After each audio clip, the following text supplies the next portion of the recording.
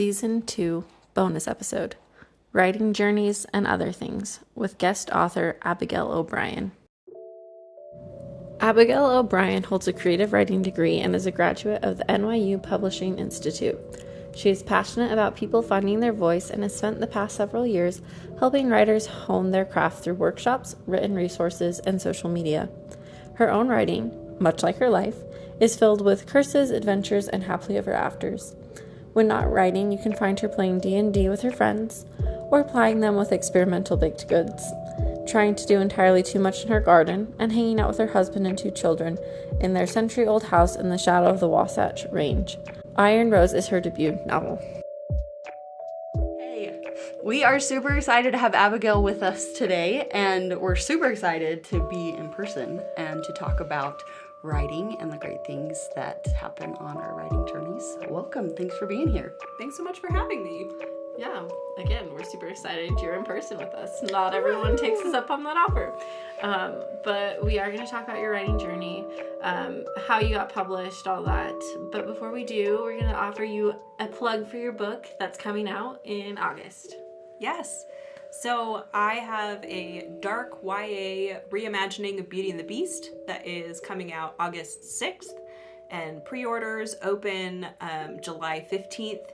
You can get it on Amazon, you can get it on Barnes & Noble, but what I'm most excited about, and something that I didn't know about until I actually was in the publishing world, was that you can go to your indie bookstore in person or on their website, and you can just ask for it and they'll order it for you. You can pre-order from your indie bookstore, which I love. So I hope you do that. If not for my book, for someone else's. That is pretty cool. It's really cool.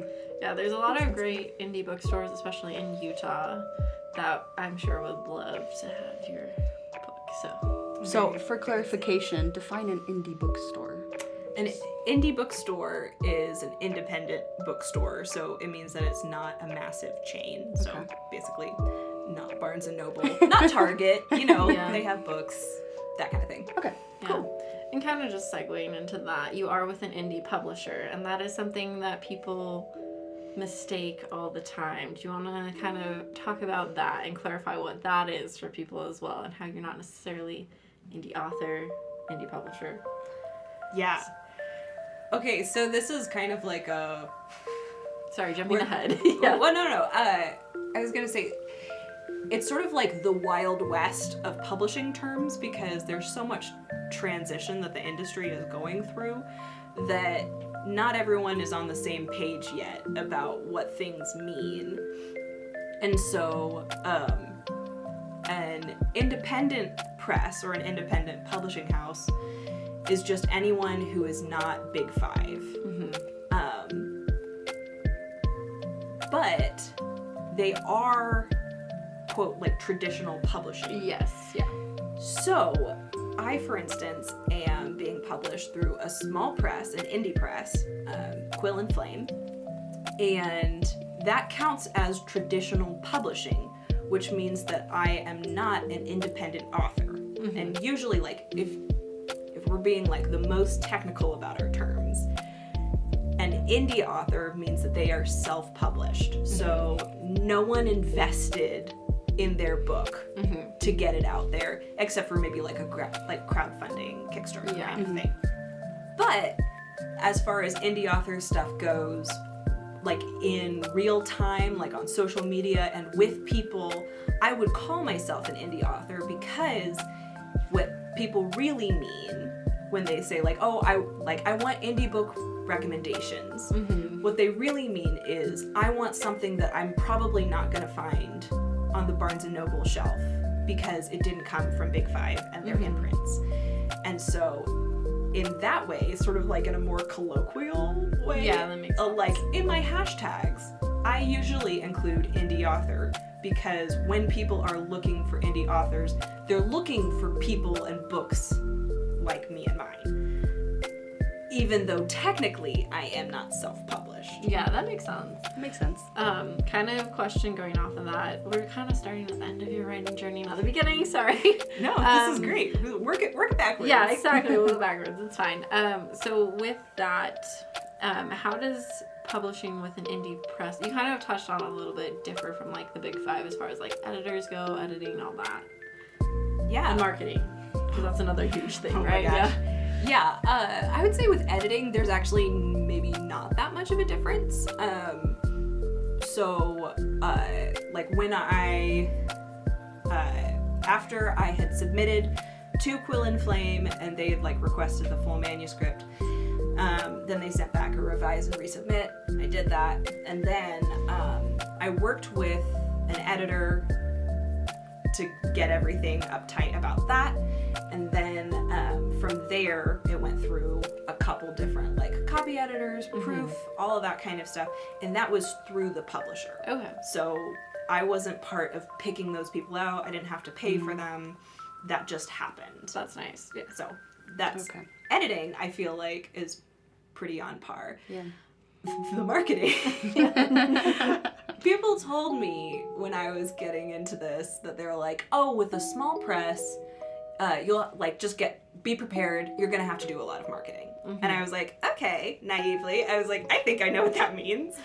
I did not know what that means. Because it does cover some of the things where I'm like, okay, I'm going to have to do all my own social media, like hoopla.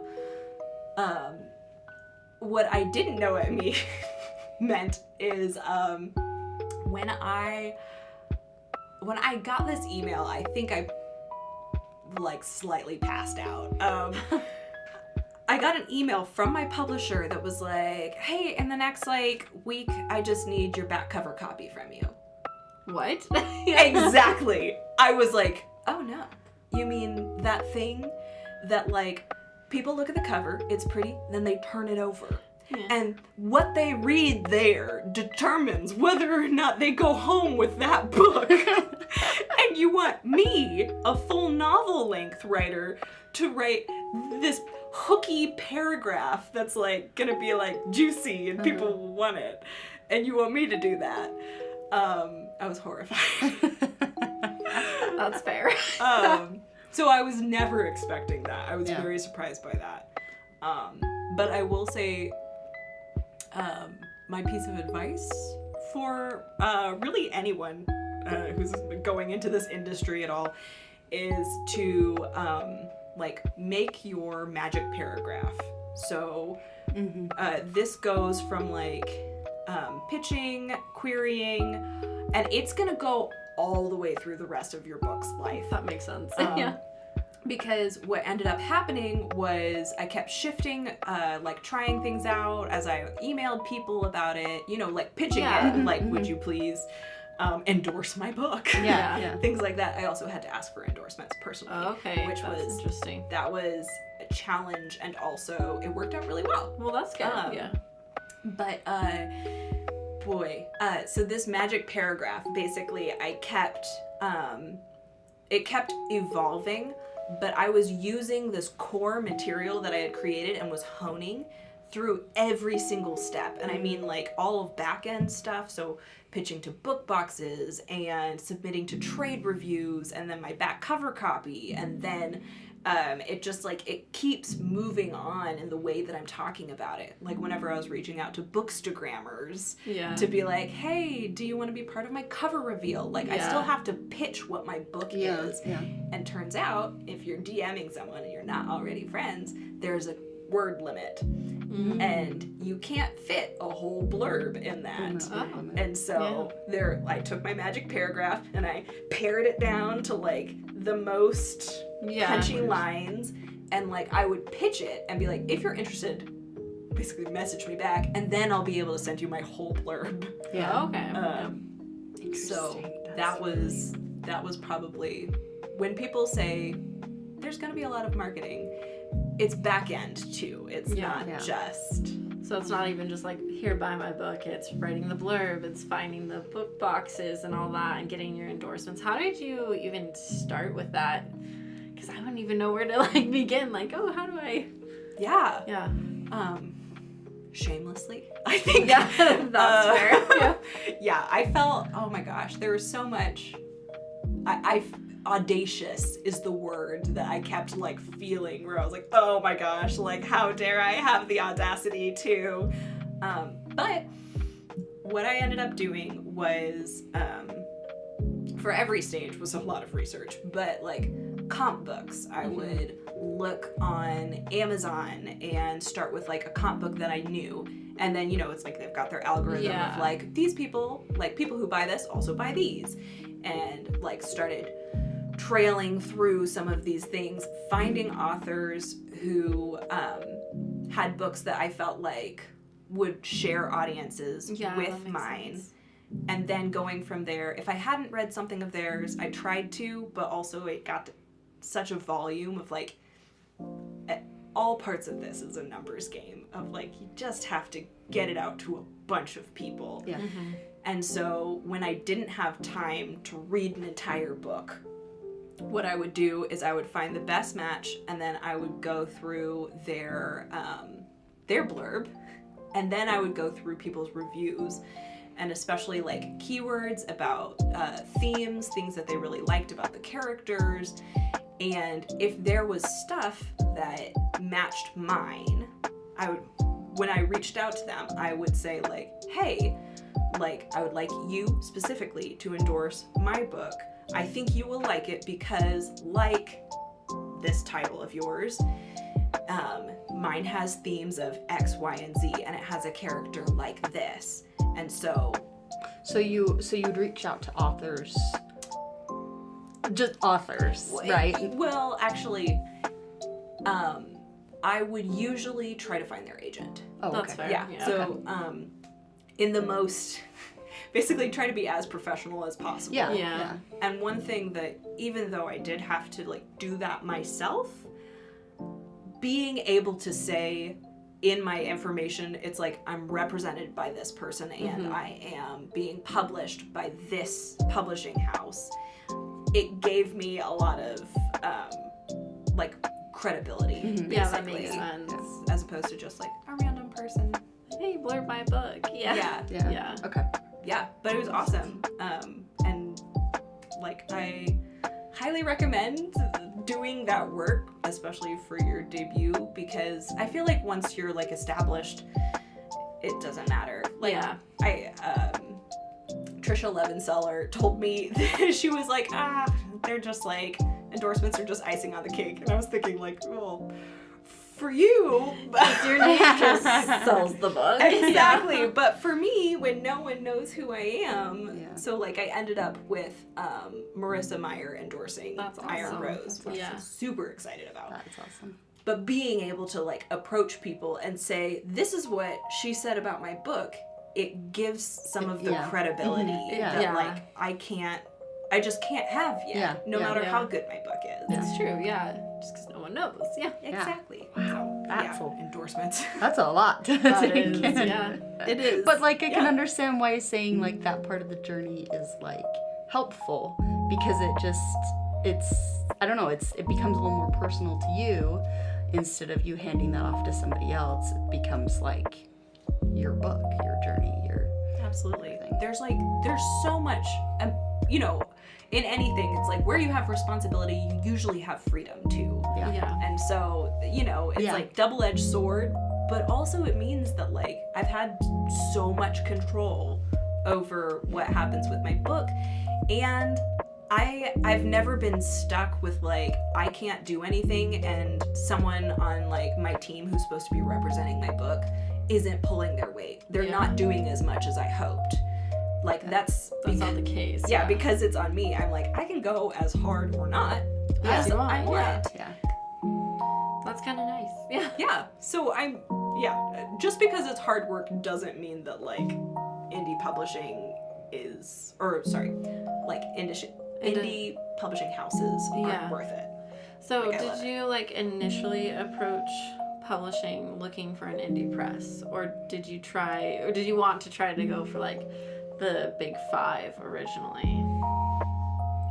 This is sort of interesting question for me. No, that's like a totally normal thing to ask. The weird thing is that I actually wrote Iron Rose over a decade ago. Okay. And so at the time, this was my understanding of the industry. So it sounds really cringy now, and we can just laugh about it in a second. But what I was seeing and my understanding was you send to agents, and then if you get an agent, they send to the big 5. Yeah. And that's like how it works. Or you self-publish and basically you die as an author. It's like your book will languish on like one Amazon page, 2 people will have read it, and that's the end of your career. And that was like sort of the options in my mind. I mean, before I really got into it, that's how I thought of it too. I'm not gonna lie. Yeah. But I mean, that's like, it's what we're exposed to though. Yeah. Because like when we go to bookstores, we're seeing the big 5. Yeah. Like when we're at libraries, we're usually seeing like the imprints of the big 5. Mm-hmm. And so, and also indie publishing is wildly different now than it was even a decade ago. So I will say, like, as far as like the examples that I've been following and people that I've been learning from, all indie. Every single one of them. Like I'm emulating what these people are doing because in so many ways I'm much more similar to them. That makes sense.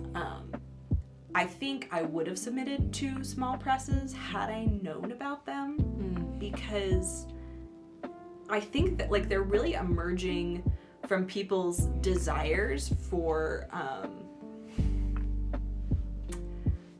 I'm gonna say diversity. I don't necessarily mean that in like a racial or cultural way, though I know that is true. Though. Yeah. But just because the big 5 are these huge companies that have to make a certain amount of money for anything to be worth publishing, it means that what they publish is pretty narrow. Yes. And so if you have anything that doesn't fall in that category, then you're kind of screwed. Yeah. And so I love that, I feel like in the past decade, I've really seen this, where it's like the rise of the small press, where, like for instance, I can speak specifically about Quill and Flame because I know them. Yeah. But their niche is YA and NA that has romance and it doesn't cross certain lines. And that is it. That is like the entirety of like... That's awesome. Yeah. And so they have like lots of variety in what they publish, but anyone who gets a book from Quill and Flame knows there's going to be romance in it. And also there's not going to be like any open door scenes. Okay. Yeah. And so I love that that kind of exists now. Yeah. Because you can actually find a company instead of like Hail Marrying to just like, that's true. I don't know, the gods of the publishing world. Yeah. Instead of that and just like hoping that they happen to be looking for the thing that you have, you can actually go out and be like, okay, I have a science fantasy book that both has vampires and spaceships. Now, I'm gonna find a small publisher that publishes stuff like that. And better yet, it's likely that at some point during the year, you could submit directly to them without an agent, which is beautiful. Yeah. I love it. Yeah, that is actually a really unique thing. You would never get that from the big 5. Yeah. If you tried that, they'd be like, what are you doing? Yeah. They probably wouldn't even look at it. Let's be real. That'd just go to the trash. Yeah. Yeah. But yeah, that is amazing. That's I like awesome. That's awesome. Okay.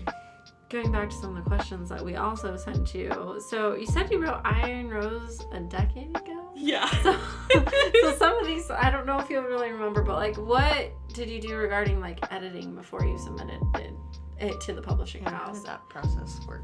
Yeah. Well, at the time I was in college, so I was in the creative writing department. Yeah, I did see and that. we were a bunch of kids whose hobby was writing. Yeah. And so it was great because there was always someone who could beta read for you. Yeah, That's that's amazing. awesome. Yeah. So there was just a ton of that, and then a ton of me going through and coming and doing it.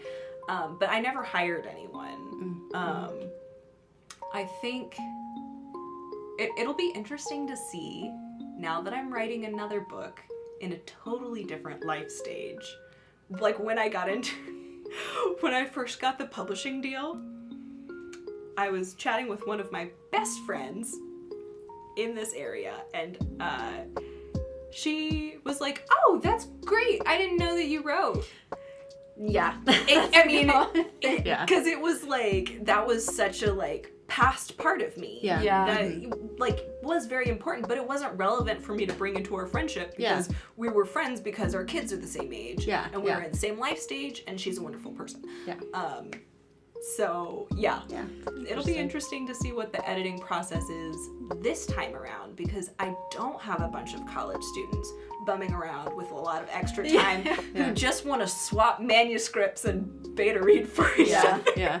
Though I think you could probably find that on like Bookstagram. Just be like, does anyone want to swap? Because I actually did that for an author that we interviewed last season, and she was like, "Hey, you read my arc really fast. Do you want to read this and I'll swap with you?" I was like, "Sure." Okay. So, All right. so that's a good place to find great. people. Yeah, I'll slide onto a bunch of podcasts. There you go. Yeah. No, Bookstagram. Like, you were correct. It is. Oh my gosh, Bookstagram is a like, force. It is. It's overwhelming. There's a lot to it, that's for sure. But probably not quite the same amount of time that people have as a bunch of college kids bumming around. But hey, you might find someone. You might find someone. Yeah. You might find a college student. But you need me to adjust on the microphone? Sorry, just... You're good. Okay, are we good then? I've got a question. Okay. We get to keep going. Yeah, Okay. I'm the thinker. So you wrote Iron Rose a decade ago. What brought you to wanting to get it published? Like, what brought that on? Well, the desire was always there. And I, how do I say this quickly? I got sad. I feel like that's a really common thing for writers. Yeah. No offense. No. I mean, like, I also fall into this category. Yeah. So I kind of felt like I believed so deeply in this story, and I had people who owed me nothing read the manuscript and love it and talk about it years later. And I was like, okay, this is something. Like, it really is. And I was just getting no traction at all. Yeah. And it was just destroying me. Yeah. And so what actually happened was it was like a year-long process of deciding to like put it fully on the shelf. Basically, I was thinking of it like banking embers, where it's like there's still like you can still stoke a fire from that, but also you're not like actively tending to it. Yeah. And so I did that because I was like, I can't afford my soul to be like hemorrhaging as I'm about to become a mother. Yeah. Because it was just like I had been at that point querying for probably 3 or 4 years, like pretty hard. And the fact that I had just gotten no traction, and I was about to jump into this new life stage that was going to require a lot from me emotionally. Yeah. I decided like, okay, I'm going to set this aside. I'm not saying that I'll never write again, but also I'm not saying that I will. Yeah.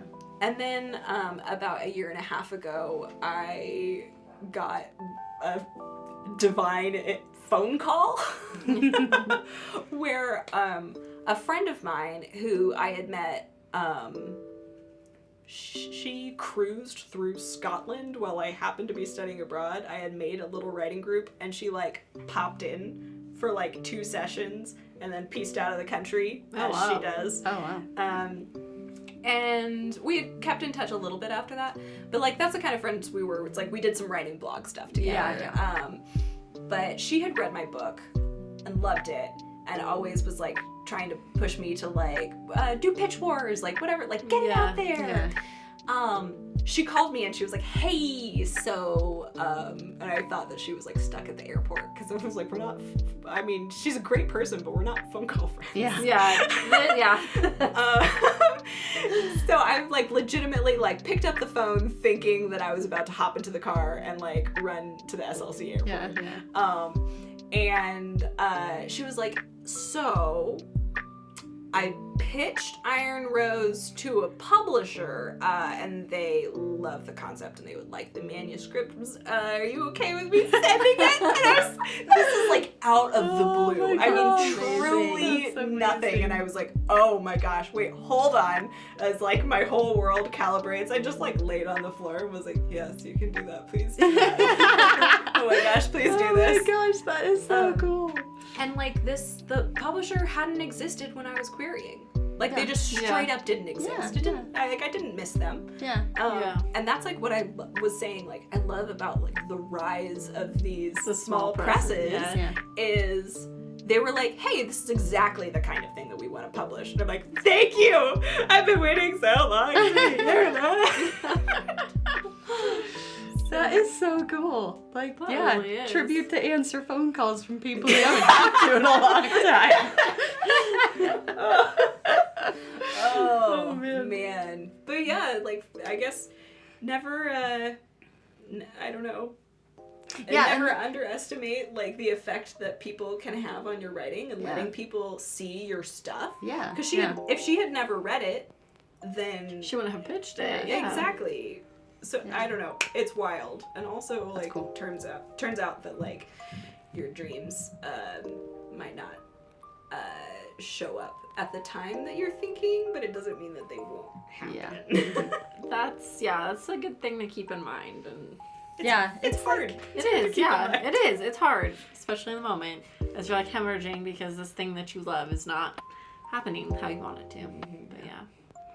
But so what got you into writing in the first place? I think because I was good at it. As someone who is truly bad at math, like, everyone was like, oh, algebra was really hard for you. That's okay. That just means that you'll be good at geometry. And then I got into geometry and I was like, how is this worse? I'm trying so hard. I think generally I'm a smart person, but I just can't.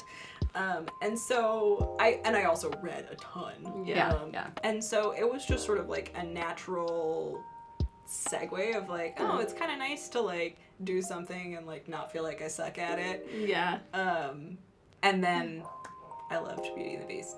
I still love Beauty and the Beast. But I basically started writing not fan fiction, but like how it should have ended. Do you guys remember those videos? Oh, yes. Oh my gosh. Like, I don't know, 12, 15 years ago. I feel like Iron Rose started as that, where I was like, okay, I love this fairy tale, but I just have to raise my hand and ask a few questions because this makes no sense. That's a lot of fairy tales. Man. No, I remember when I was a kid, one of the first things I wrote was like a little fanfic of Harry Potter where I like wrote about Harry having a sister. So it's kind of like that works. I love how that works. You just kind of pull from what you love and you ask some questions about it. And that's awesome. Yeah, I feel like you just nailed the writing process right there. That little nugget. Everyone take that home with you. Put it on a little note card. Put it on your fridge. Yeah, no, it's true. That's how it works, I feel like. Art inspires other art.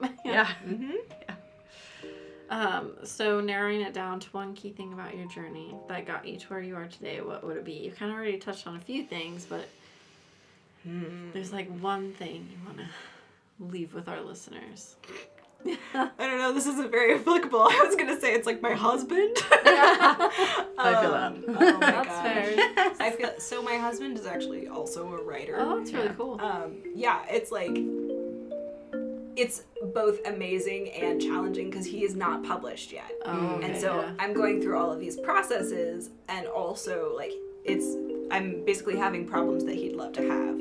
But also, I have never once had to convince him that like this dream is worth pursuing or investing in, like monetarily, time-wise, like any of that. But I feel like during querying especially, he was the one that would just like peel me up like from underneath the kitchen table, like with a spatula, and be like, you gotta get up, you're still a valuable human. And I'm like, am I? I feel like crumbs. That's not very applicable for other people. Well, I guess like find your support person, right? Yeah. That's really true. Yeah. Like I feel like having someone that you're vulnerable with, where you can be like, hey, like look them in the eye and be like, I want this so badly and I might not get it. And I want it so badly. Yeah. I will be devastated if I don't get it. And then they're there for you if you do or don't get it, and they know how much it means. And that can like, that kind of vulnerability is, I feel like that's what makes or breaks shame. Is like, if it's always awkward whenever you tell someone, like, if you really want something to happen and you think it's gonna happen, and then it doesn't, and then you feel ashamed. Yeah. Unless someone like looks you back in the eye and is like, that really sucks. It was reasonable for you to like want that and to think that you might get it. And the fact that you didn't is like, that's terrible, and I'm here for you. And like, that's what builds trust and like the ability to like keep going after it. I love that. Yeah, you need that person that's just gonna, because it's like, it's hard to do it on your own. Yeah. Especially art. Yes. Like, I'm starting to get reviews on Iron Rose now, and I'm like, oh my gosh, I just feel like all of the whole process. I thought that after querying it would be over, but like the reality is that like you're in the middle of heart surgery through the whole process. Like your ribs are held open and it's just exposed.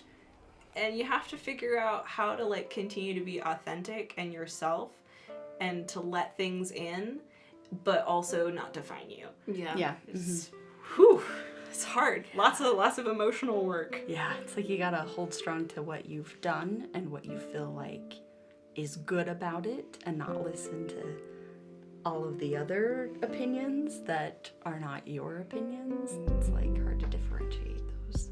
Yeah. It's good though. Yeah. Okay, well, I think we are running out of time. Abigail, do you have a challenge for our listeners regarding what we've talked about, or just something like regarding your writing, what helped you the most, anything like that? Yeah, I would say my challenge to you is to trust in the timing. It can be really hard. Something that has comforted me a lot is a poem by Mary Oliver. It's really short. It's just called Don't Worry. And it says, things take the time they take. Don't worry. How many roads did St. Augustine take before he became St. Augustine? That has been a great comfort to me, because maybe you're not who you want to be yet, and maybe the world doesn't recognize you the way that you want to be recognized yet. But that doesn't mean that it's not going to happen. And just because you can't predict when it's going to happen doesn't mean that it's any less reasonable to hope and invest in that happening. I love that.